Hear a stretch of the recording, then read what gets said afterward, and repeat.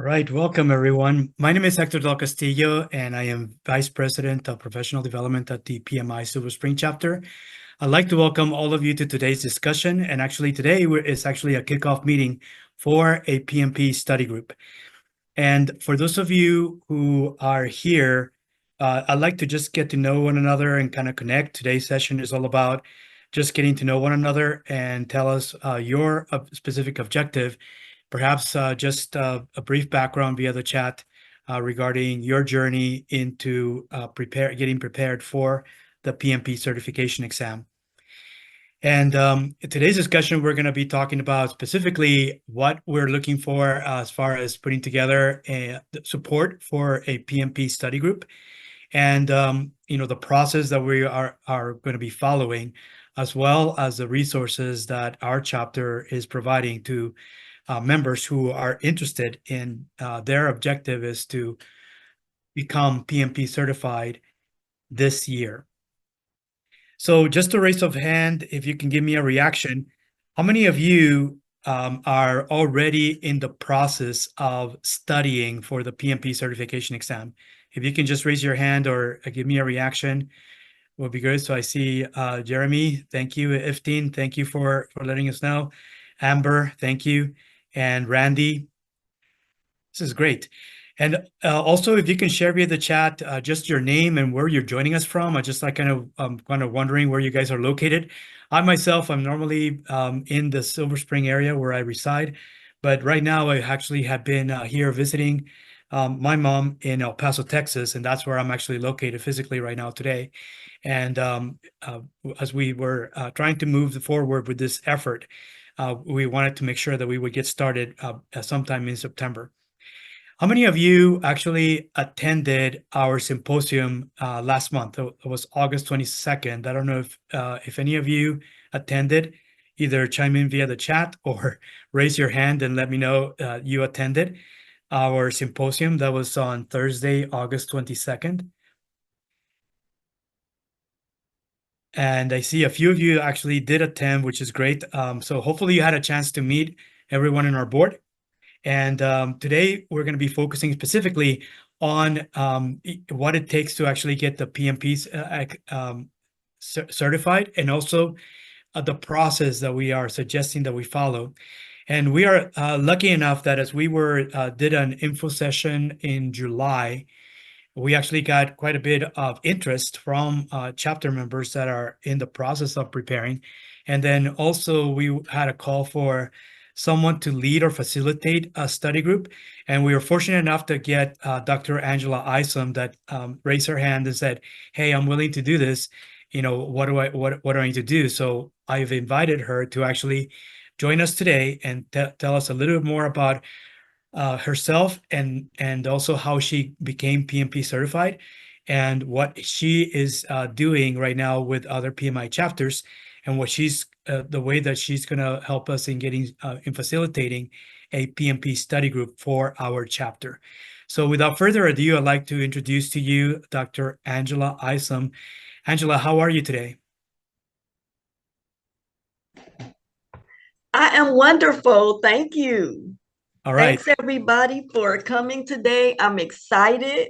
I sleep project management, so I could talk for hours, but I know this is our lunch break, so I'll be done in about 15 minutes. I'm going to share my screen and jump right in here. Let me know when you can see this, and I'll start.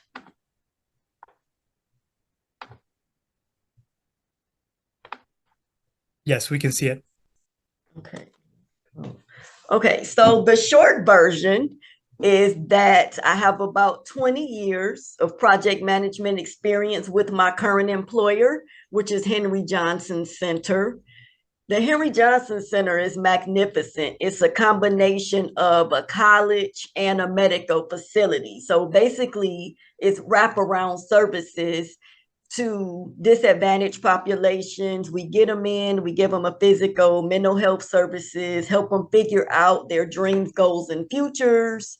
And that's all under one roof. through this journey, I've done a lot of PM duties related to nonprofits and IT. So I have, I think, like 7 IT certifications to complement my PMP. Sadly, I've only been PMP certified since May, although I've been doing this work 20 years. I was a little, I guess I didn't appreciate it, one, and then two, I had to make the time to study for it. But I can honestly say getting it has been one of the best things that ever happened to me. I get emails and phone calls about collaborations and contracts. I've met other people who are PMP certified. For example, there's a county here in Ohio called Cuyahoga County, and it does major work all over, not just our state, but the entire country.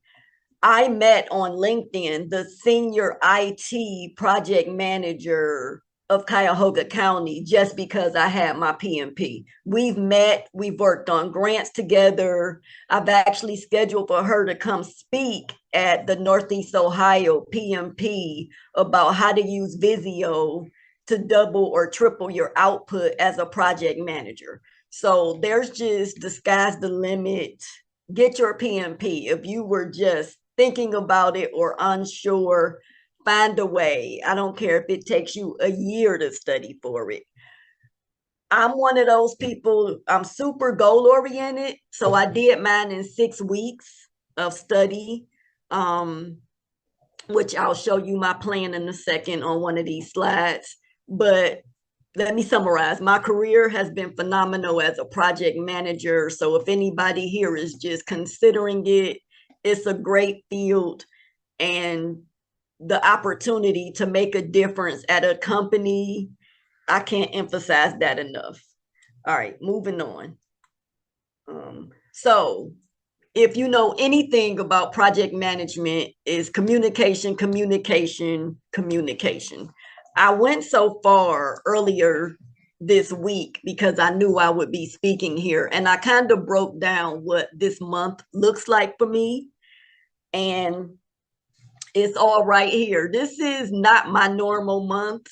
I want to say I'm doing a little more meeting than I normally would, just a little. I meet a lot, but not as much as I'm doing this month. But literally 27% meetings. Everything else is almost really balanced, but you can see that communication is just me constantly sending emails and arranging things. And yeah, but that's the typical day or the typical month of a project manager: communicating, meeting, planning before the meeting, and then writing a report about the work that was done.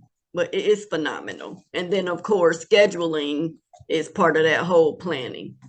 Now, let me get to what everybody probably came here for, and that is the resources I used to earn my PMP. If you've done any research, you've probably seen the 2 super popular courses by Joseph Phillips and Andrew Rondell. I really wanted to make sure I passed, and I had 6 weeks to make that happen. You don't need to take Joseph and Andrew's course. They have a lot of the same material, but I took both because I didn't want to have to take a 4.5-hour test more than once. I was like, I have to pass this thing the first time. Whichever course you take, you really should take the practice exam afterward so that you're comfortable and you're used to taking the 4.5-hour test. What I wouldn't recommend, a lot of the practice exams are 30 minutes or 1 hour. Those are great as you work up to it, but once you get close to your real exam date, take at least 2 or 3 4-hour or 4.5-hour practice exams to make sure your mind and your body can adjust to the demands, although you do get 2 10-minute breaks. The PMI study hall, this is my opinion, is very similar to the actual exam. So even though I took Andrews and it helped me get used to the mind frame, and I would say maybe 50% of what you need to know is covered in Andrews practice exams. The PMI study hall, I want to say maybe 70 to 80% of what you need to know was on there. So do both. But if you're in a crunch or money is funny, do the PMI. David's videos are great because they've emphasized more agile lately on the PMI exam. So you want to watch his videos because he gives great examples, great sample questions, and it's free. It's right on YouTube. He also has Udemy classes as well. And then Prazion, his videos are great because he gives you a lot of things to memorize, pseudonyms and whatever else, stories, tricks, but it really helped me memorize a lot of the formulas. And then last but not least, when I turn this back over to Hector, he can tell you about PMI's newest resources. By the time they were released, I was already certified, but PMI does its homework. So if they're recommending a resource to you, then I really think you should try it. They have a course with resources that accompany the course. So that was it for me. I don't want to go over the time, but I feel like we have enough time where I can answer a few questions and we can still stay on schedule. So thank you for listening. Great. Thank you so much, Angela. And one of the things that I did is I actually shared a short link to where you can apply if you have not already done so. We do have some people that have already responded, and some of you are in attendance today, but the majority of you who are here today have not submitted an application. So I'm sharing that link right now. And if you have any questions for us, either Angela and or myself, please feel free to either submit them via the chat, or you can also raise your hand and I'll call on you to ask your question now that we're in the Q&A portion. And Angela, one question that I do have as we prepare for additional questions, share a little bit more about, you mentioned that you had a lot of experience already in project management before you even began the journey of preparing. How long did it take you from the time that you set out to actually say, hey, I want to become PMP certified, to the time that you actually had successfully taken the exam? How long did that take from the planning preparation to actually taking the exam? So I want to say it was December last year that I really said, okay, let me take this exam, let me get certified. And then I signed up for the class in March. So that was 4 months of me contemplating or planning to take the class. And then I didn't really buckle down until maybe the first week of April. So it took me all of April and the first 2 weeks of May, I studied and then took the took the certification exam. Got it. Okay. Yeah, I had a very similar, and I shared this also, Tony Smith, our VP of membership, shared her journey, and I also shared mine, just for those of you who did not attend the info session. I also, very similar to Angela, I had been doing project management for a long time. I was lucky enough that I was working for NASA, and at the time, NASA had its own sort of training program that was a week long, and a few people would be selected. I had already been doing leading technical projects and R&D projects within Jet Propulsion Laboratory, and I actually got selected as I was on track to become really more of a technical project lead and or program manager at the time. I was selected to go and take this week-long class that was in Virginia, and went through a whole intensive course in project management, and that was all NASA's proprietary stuff, not related to PMI methodology at all.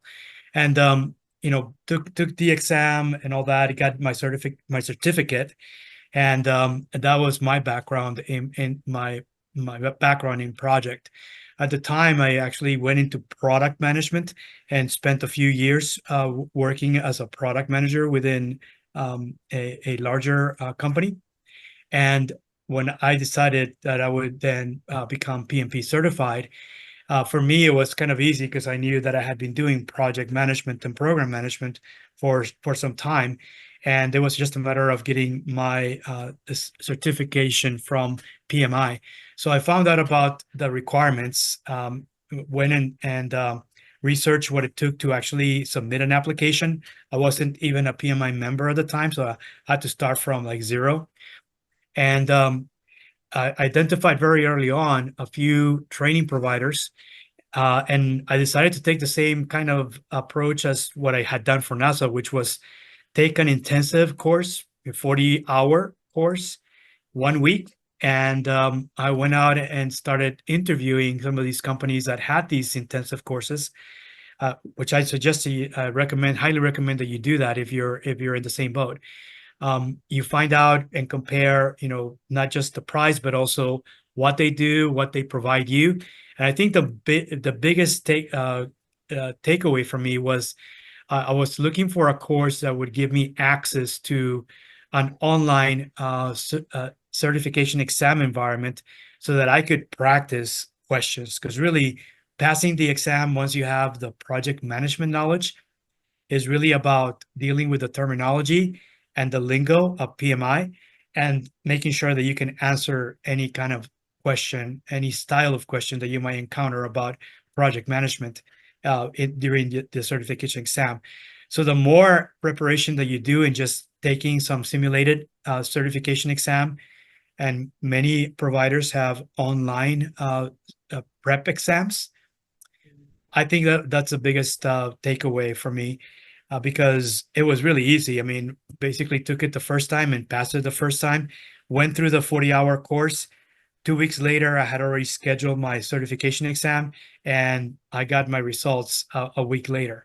So it was pretty quick, but it took a lot of research, and actually I leveraged a lot of the knowledge that I had already been doing as I was already had been doing project and program management for some time in the workplace. I realize that many of you may have different backgrounds, different things, and I just wanted to share that story because I know that many of you don't have that experience, and we want to make sure that we hear from you. And I see that there's two people that have raised their hands, so I'm going to call on Ifteen first, and then Rishi. So Ifteen, you got the floor. What's your question? Yeah, I wanted to ask, I guess, Dr. Angela, you mentioned how the exam was very similar to PMI Study Hall. So I've been doing all my practice exams and many, all the different practice exams through Study Hall. And I guess I just wanted to know, like, Study Hall, I don't know if you recall, but like it's very difficult, like super difficult. What I feel like should be the right answer. A lot of times it's like, oh, well, surprise, it's not the right answer. So I guess I just wanted to know, is it the same level of like difficultness that it is on Study Hall, or would you say it's like not as, because I feel like sometimes those words can be a little tricky with Study Hall. So yeah, I guess I just wanted to know like how exact is it to Study Hall? So I want to say it's very, very, very similar. The wording, everything. And Oh, that wow. is why I recommend Study Hall to people because, as I mentioned in my presentation, Andrew gets you familiar with all of the terminology and you understand the concepts with his practice exam. And I want to say it gives you, in my opinion, a false sense of confidence because I started scoring, 70, 80, 90 in Andrew. And I'm like, okay, I know this stuff. This is great. And then something in my spirit just said, do somebody else's practice exam to make sure you really know this. And then I took Study Hall and I was just floored my first study hall exam, I got a 60. And I'm like, okay, maybe I'm not ready because this is much harder than Andrew's. So I don't want to take away from Andrew. I think I would have been overwhelmed if I went straight to study halls exams first.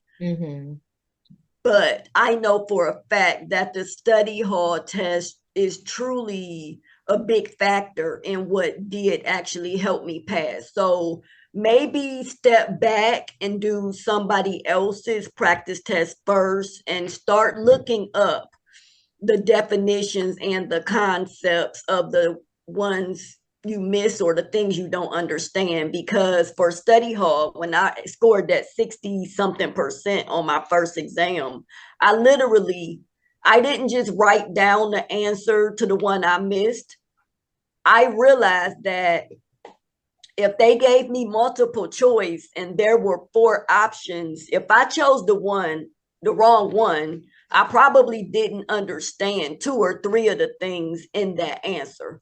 So I spent like a week and looked up every single concept listed in every answer choice until I felt like I knew all those answers. Okay, thank you. Yes, and I want to add something to that, Iftine. I think that don't get discouraged. You're going to find out that really practice makes perfect. The first time that you take a simulated exam, you want something that is as close to the real exam as possible. And if you don't score well, understand why is what I thought not the answer, or why is this the right answer, kind of thing. And our approach to putting together a PMP study group is that all of you can go through, if you decide to take a simulated exam together, and then start going together through each and every question and then the subsequent answer, reviewing that and really get to the point as to why is this the answer and not something else. And the more of this that you do, just the more that you practice, you're going to get better, and then your score will be much higher over time. So the more of this that you do before you actually take the actual exam, the better off you are, and the more successful you'll be at successfully passing it the first time. I agree, because part of it is when you take Andrew's class, he has a mindset class. It's not even related to the content. He's teaching you have to let go of your past experiences or thinking about what should be or might be the obvious answer. You need to understand and embrace this is how PMI or this industry feels. This situation should be addressed. And once you can get that or adopt that mindset, you'll see a difference in your scores. Yep. Let me go move on to the next question. Rishi, you're next. Thank you for your patience, and then we'll go to Randy after that. Yeah, pretty much, Hector, you and Angela did answer the question, because, I have a 20 plus years of experience in product. And basically, I was actually thinking about the mindset, because, we take some other decisions, when we are actually in that position. And when we are basically sitting in a test, it's a different thing, because we are trying to answer something, from our mindset. And that's basically not the answer, because, hey, you have to be a servant leader, or, like all of that, right? So that comes in. So pretty much you guys answered the question, and I'm going to go and take the Andrew's class, because I've been putting off my exam for almost a year now. And I've been taking, just because I already have the voucher and everything, ready to go. The only thing is, anytime I go and take an exam, like a study hall or somewhere, I'm not seeing that I'm scoring that much, because of my mindset. Because, I'm answering it based on, my knowledge, my experiences, and I'm not able to answer correctly. So that is, Angela did brought up a good thing there, so I'm going to follow that. I'm going to go take Andrew's class and see, if I can start from the clean sheet and see if I can score well. Thank you so much. Yeah, no, yeah, that's a great point, Rishi. Sometimes experience goes against you. That's the bottom line, right? And it is because, when I've thought about it quite a bit because I also had the same struggle, very similar to what you just mentioned. And I think that in many cases, we live in the real world, and often, these methodologies like PMI and the body of knowledge, it really is about, the way that things should be, not the way they are in your current workplace or in the previous workplace where you've had the bulk of your experience. And the bottom line is that very few organizations actually have the right methods.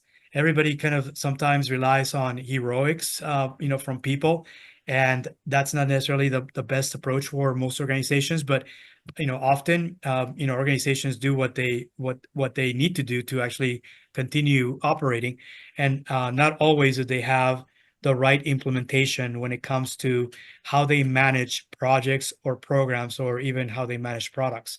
So, understanding methodologies and processes of what could be, it's not always the real environment that you're in or the experiences that you've been through.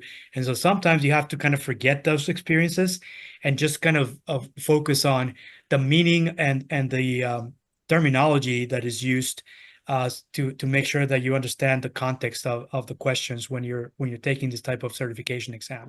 Right. That's correct. Yep. Thank you both.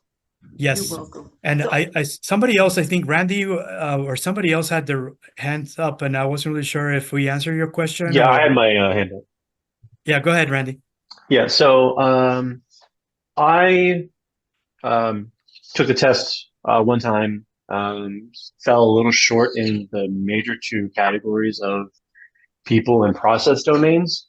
I'm currently using PMI Study Hall as my main test prepping resource, but I'm finding some of those specific domains lacking in their subcategory, kind of drilling down between those two domains. So I was wondering if there are any additional resources or ways that I can focus on those categories where I fell short and drill down and improve on those scores.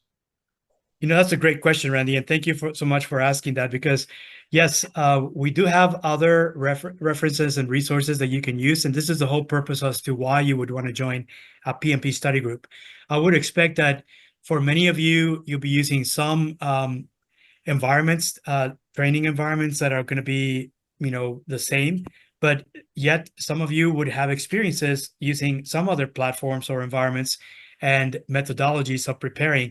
And this is where you by meeting on a regular basis and being able to engage and start really focusing on area by area, domain area by domain area, go through and make sure that everybody's prepared.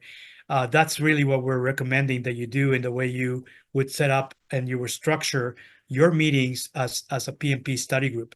So that way, you know that if you have any questions regarding specific domain areas, you are not only using your own resources, but you're also using somebody else's resources and experiences to understand why certain things are the way that the answer is a certain way, and then going through the same simulated exam together will help you focus on understanding each domain area better and the way that you should answer in order to get the number of correct answers, so you can make sure you pass the exam the first time. And that really is the value of doing a PMP study group, is you're leveraging each other's knowledge and resources and helping each other in preparing to take the PMP certification exam. And then, Angela, I don't know if you have anything to add about the value of, and maybe you can tell us a little bit more about the reasons why you're facilitating this group, but also the work you're doing with other PMI chapters. Oh, sure. So the first thing I want to say is you guys are on the right path, because I did everything solo. So there was no support when I was discouraged or confused.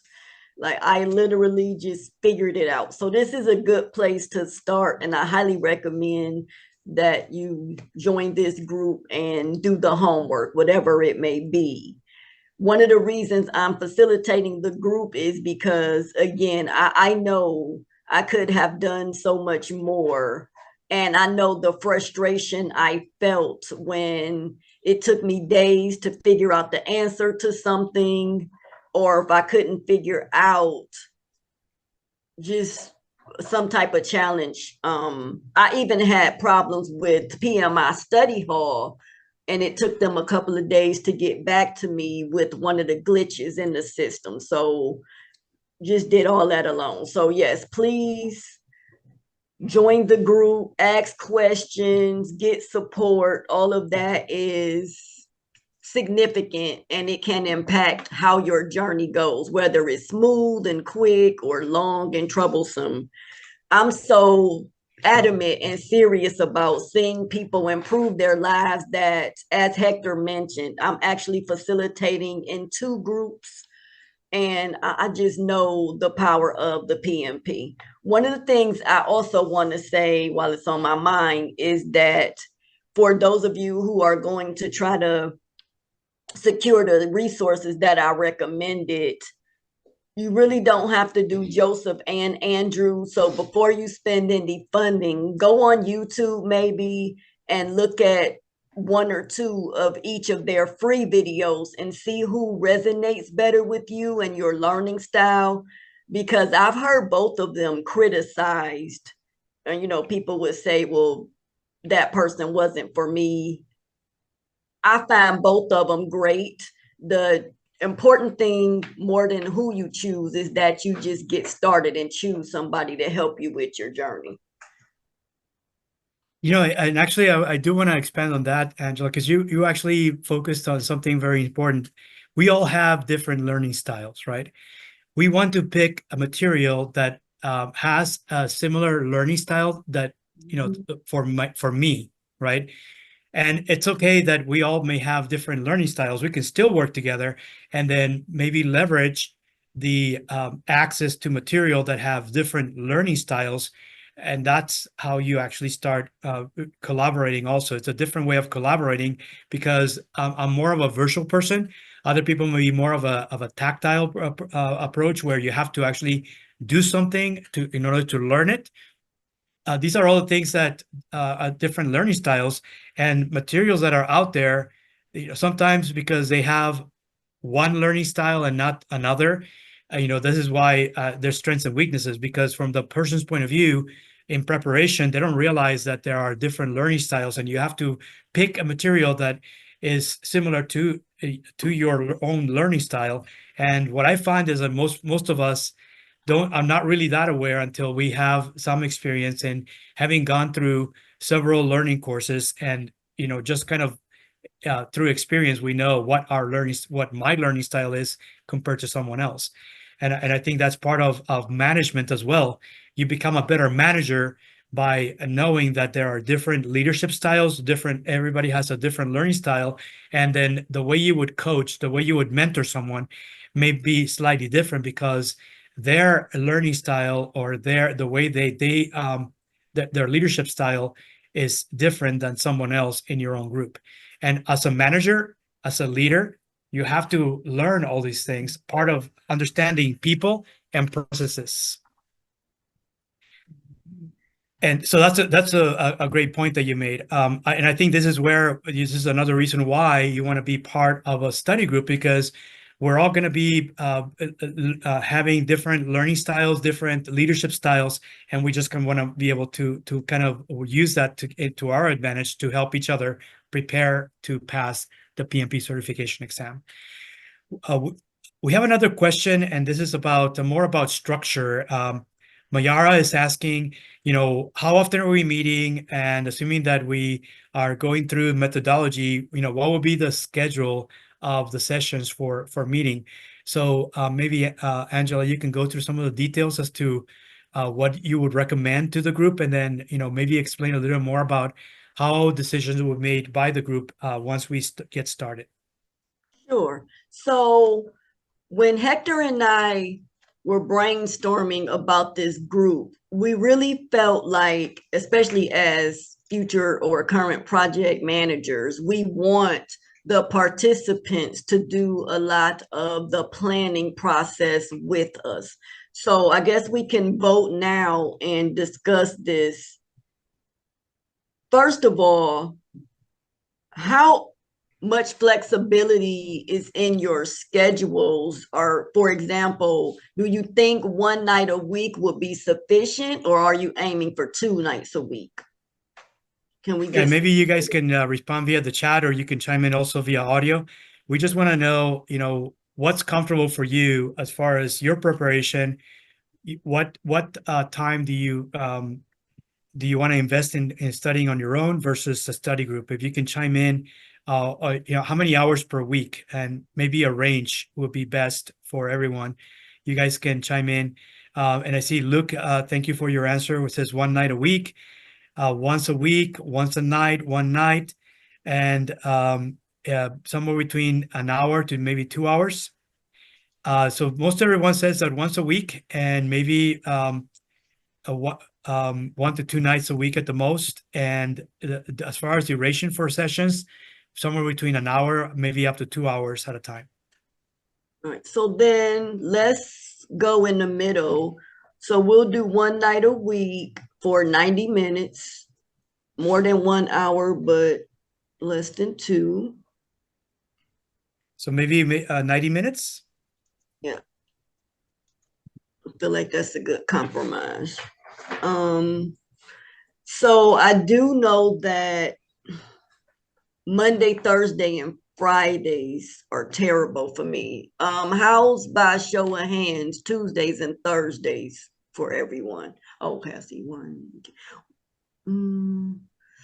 Okay, I probably could make some work. So Tuesday, Thursday, or weekends. Can we get some feedback on those 3 options? Okay, so yeah, so yeah, basically we're talking about meeting once a week for 90 minutes. And now what day of the week is best? And I see some of them are saying Saturday, weekends, Sunday night, weekends are best. And then one person saying Tuesdays or weekends.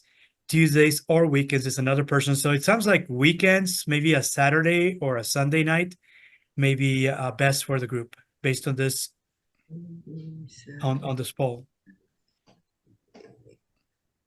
Most people can do either Tuesdays or weekends. Yeah. So a few people Tuesdays, most everyone weekends is preferred. Day versus Saturday. And then as I'm looking through this, wait, okay, we have one new. Oh, and Jeremy's asking if the study groups will be in person or virtual. And thank you for your question. These are going to be virtual for right now, Jeremy. That's the point right now. Normally, it's about just the convenience of not having to commute anywhere. That's what we want to get started. And eventually, if there's additional folks that are interested, that are near each other, we might start some in-person groups. But for right now, we want to start virtual because that kind of makes it convenient for everybody. All we need to do is agree on day of the week, time of day, and duration and frequency, and we start meeting after this. So that's really the intent of getting started. We would start with virtual group meeting together virtually. Later on, you guys can discuss maybe the possibility of doing in person if there's additional need to do more study in person. Somebody else is asking if sessions will be recorded. Well, if you guys agree, yes, we can record. Actually, we're going to be the chapter is going to be providing a recurring Zoom meeting with the right level of recurrence at the right time of day. We would basically be helping Angela initiate the session and then meet, and meetings can be recorded if all of you opt in and have no issues being recorded and being shared with everyone that is not always going to be able to attend on an ongoing basis. Maybe even gives you a chance to review after the actual sessions so that you can go back and then make sure that you review everything you discussed. So it looks like from what I've written, there are more Saturdays. There's actually 7 Saturdays versus 4 Tuesdays. What would be, are you guys thinking morning or evenings for Saturday? So if you guys can chime in via the chat, which one, if we meet on Saturdays, what's best for you? Saturday morning or Saturday evening? Morning. So right now we're saying morning. Wow. You guys, are you guys gonna send Angela a Starbucks gift card?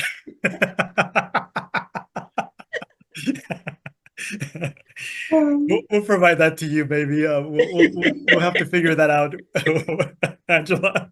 Okay, so when we say morning, what about 10 to 11:30? So it's not like 8 or 6 a.m. or something. How's 10?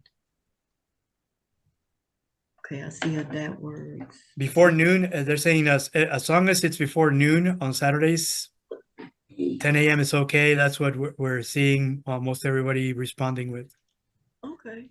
Yes. Okay, great. So then the time is 10 to 11:30. Got it.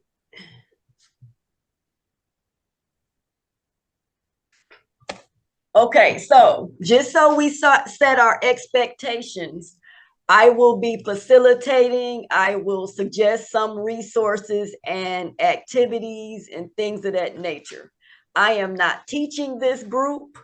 I am not planning it down to the minute. I'm a project manager. We oversee and manage. No, I'll be very active, but I do expect others to chime in and assist with this entire process to make sure the group is effective. No, this is great. So Saturdays, 10 to 11:30 a.m. And one other thing, how soon do you want to start meeting? You want to start meeting tomorrow or a week from tomorrow? Tomorrow's Saturday already, so. Tomorrow. No, definitely not tomorrow. I actually have a government site visit Monday, so Saturday is not good. Oh, and Luke is saying next Saturday and after is best for him. I imagine also it sounds that for you also, Angela, because everybody probably already has plans for this weekend. But we can get it started as early as next week, I guess. Let me look at my calendar. Hold on 1 second. Okay. Tomorrow is the 14th, so will be as early. We can start as early as the 21st, which is Saturday, or the 28th of September. So let me chime in here for a second. We can start the 21st. On the 28th, I am scheduled to take an IT exam that morning. Okay. But if we meet the 21st and we kind of get everything going, it's okay if I'm not there the 28th. If you guys don't want, other than that, we could start the 5th, but that's 3 weeks out. I would say I like that plan. Maybe you can have somebody else kind of fill in on the 28th. On the 28th while you're unavailable, and then continue after that. Okay. Yeah, this is great. And then my next question, well, let me start 21st. Okay, I have to write before I lose my thought. Are we doing an 8-week trial run? Because this is a project, so it's not going to be ongoing forever. We can do maybe 8 weeks, I guess, Hector, and then see how it's going and if we want to continue or if we're going to change some things but keep going, or. Yeah, what I would say is, and I will help you, I will share with everyone sort of like a group charter. My recommendation is 8 to 12 weeks, but you can start with 8, and if you guys decide you can extend to 12 as needed, I think that would be the best approach. And that puts us with plenty of time between now with including all the holidays, that if everything goes well, everybody here would be ready to start to actually schedule taking the PMP certification exam sometime before the holidays in December. Mm-hmm. So that would be the intent. So I would say, you can say 8 weeks. You guys can decide to extend for another few weeks after that, and as long as you agree, and then we'll provide you a a sample group charter, and you guys can make adjustments to that as needed, and just make sure that you guys document this as we get started. I just had a quick idea. Let me know what you think, Hector. Mhm. So what I'm thinking is we get started on the 21st, and then the 28th, when I'm not available, do you think we should have everyone do kind of a pre-test to kind of see where they are in each of the areas? And they can use our study time to do that test. And then when we return on the 5th, we can really go forward and attack each person's weaknesses. I'm okay with it. If you guys, Mayara already chimed in saying, yes, that's a great idea. Anybody else that wants to be on board? Luke says yes. Amber says yes. Seems like it's unanimous. Everybody agrees that taking a sample certification exam just to create a baseline for everyone on the 28th will be a great idea.